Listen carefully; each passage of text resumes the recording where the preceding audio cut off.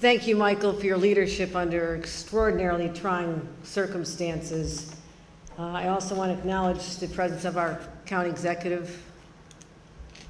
County Executive Wendell and I worked very closely together during the pandemic.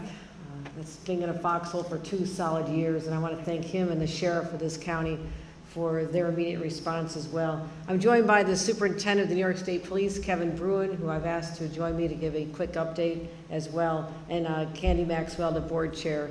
And I just took a few minutes to meet some of the individuals who would not have called themselves heroes, but I sure did. The individuals who are part of the stage crew, those who witnessed the horror that some of you may have been in the audience to see just a few hours ago. And they saved a man's life. And I could still see the trauma and pain in their faces that they're trying to figure out how something like this could happen in this place known for its healing, its tranquility, its harmony. But I will tell you, the team that was on the ground here, and the EMTs, the firefighters, and those who show up and literally kept a man alive as they were transporting him, did an extraordinary job. But they're also human beings.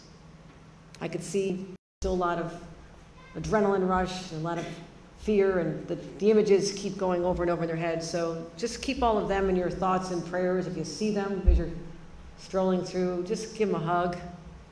They need our love as well. I was very proud to meet them.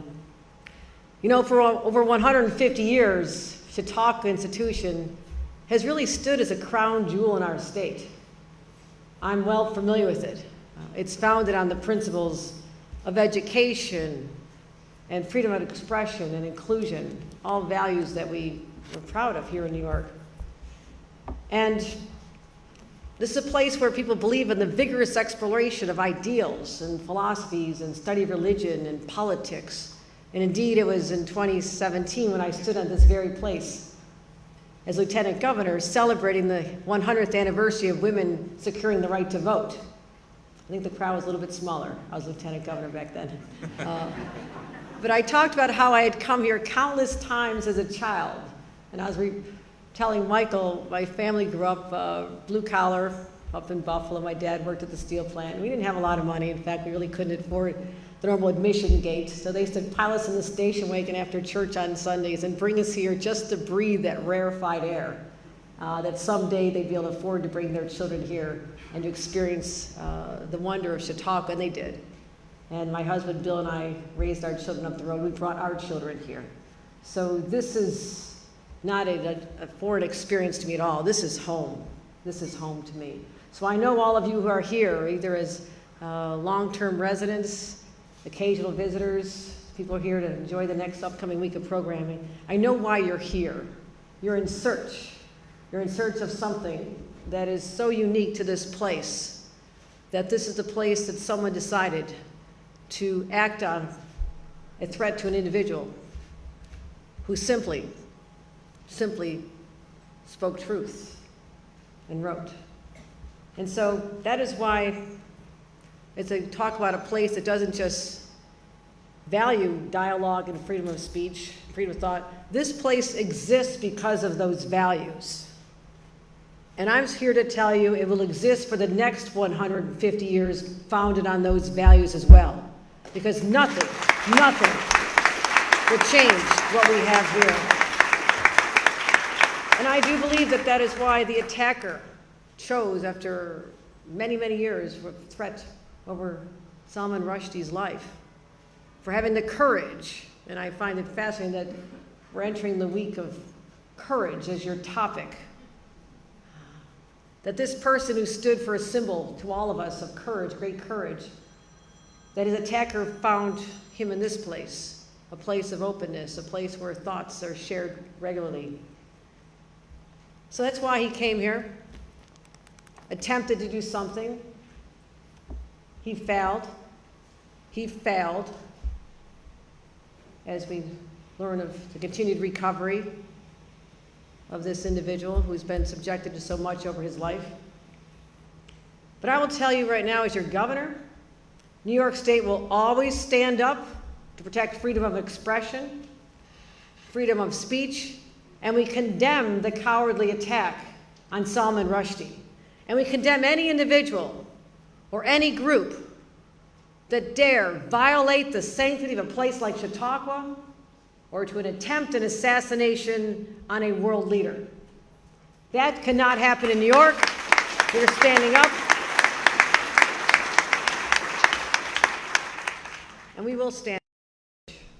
We will stand with courage.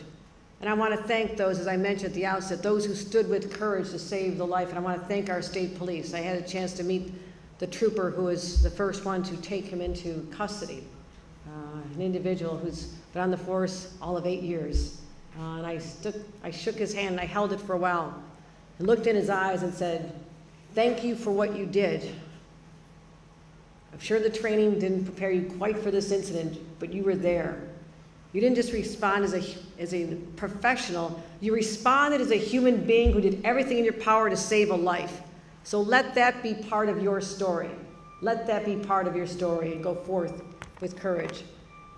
And I want everyone to know that as the investigation unfolds and there's much being found, you will know the story. And those who are motivated to violence because of calls from foreign leaders, even domestic leaders, calls for violence cannot be tolerated. And so we're going to continue.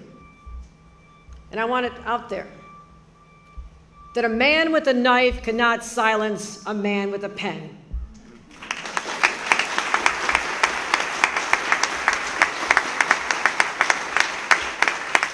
We will ensure the safety of all New Yorkers. We'll now never allow anyone to harm the ideals of this institution. And I'm also going to talk about some other threats that we're facing, because this is not the first time in the last 3 months that the spotlight of the world has been focused on Western New York. May 14th, 3 months ago, the attack, the racist attack by a white supremacist on neighbors in Buffalo, New York. The grocery store is literally 10 minutes from where my husband and I live. I know this community well. And they were targeted by an individual who is so radicalized on social media, and I'm going to guess that is where the attacker on Rushdie was radicalized and learned how to ferment the evil in their heads, is social media. All this is out there. That person was radicalized in our own state, traveled 3 hours, and why did he go to Buffalo, New York? Because he searched and found that that was the largest black population and the closest drive to him. That was 3 hours. He could have gone to Brooklyn, 3 hours and 15 minutes. He was in search of doing the massive, most amount of harm he possibly could. So in the immediate aftermath of that, we went back to Albany, and I said we're going to do something about this. Not only ban AR-15s from teenagers, being able to buy them, as was the case. That is now the law of the land. You have to have a background check. You have to be over 21. That changed. But also, I said we have to form a specialized unit in our state police to focus on domestic terrorism. We now have that stood up. We're focusing on it. And we also are focusing on social media platforms. I have called on our Attorney General, Tish James, a strong woman. You do not want to mess with Tish James. And she is out there working with her team to find ways that we can monitor so we can see what's happening before it happens, because I don't want to be in the business in New York State of solving crimes. I want to be in the business of preventing crimes. And when the message is laid out there and they're spelling out and no one connects the dots, sounds a lot like 9/11, doesn't it? They never connected the dots. Well, now those dots are coming together. We're monitoring, we're watching, we are vigilant. We have an entire team of individuals hired to watch for this information being out there and the radicalization that's happening to individuals, as well as improving our red flag laws. What does a red flag law do? It says when there's individuals out there, whether they're in a school, a workplace, in the community, and they give signs that they're going to do harm to themselves or others, we have a responsibility and a right to find out whether they have access to guns. That's how you stop crimes. And we have beefed that up. And that is the law of the land now in the state of New York as well. So we're focusing on best practices, sharing information, and again, the partnership with the county sheriff, our county district attorney, the state police. Don't always take that for granted, as well as the FBI. Because a long time, those silos, everybody does their own thing. They all want to get their own credit for something that happened.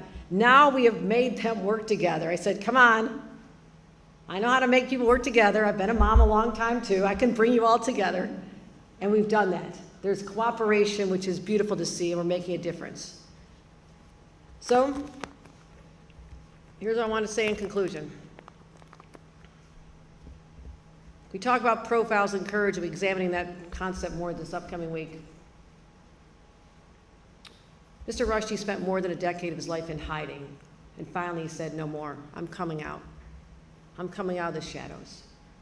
I will not be bowed by fear or a threat. And to those of us who go about our daily lives, if that's not an inspiration, I don't know what is. That inspires me to go out there and know I will use every tool at my disposal, including my voice, to call out this radicalization that's going on, to call out anyone who perpetrates violence, whether they're a high-profile individual or someone in the streets of Buffalo or Rochester or our small towns or the boroughs of New York. We have to call for an end to violence. And it's not just here in New York in our country. We just saw an attack on a bus in Israel, Middle East, where children, people from New York State were on a bus, were attacked, and are now struggling in a hospital. It is a challenging world. And to the young people I say, sometimes it can be scary. But this is the United States of America. This is the state of New York. We are a proud people. We're proud to have an institution that fosters these ideals, makes us proud of them, shares this knowledge, because this is common to our DNA, to speak up loudly. So wisdom will always prevail over ignorance. I'll also say that tolerance will always prevail over hate. Courage will always prevail over fear. And the pen will always prevail over the knife. Thank you. Thank you for being here today. Thank you for showing up. Thank you for showing your appreciation for the Chautauqua ideal, and onward to the next 150 years together. Thank you very much.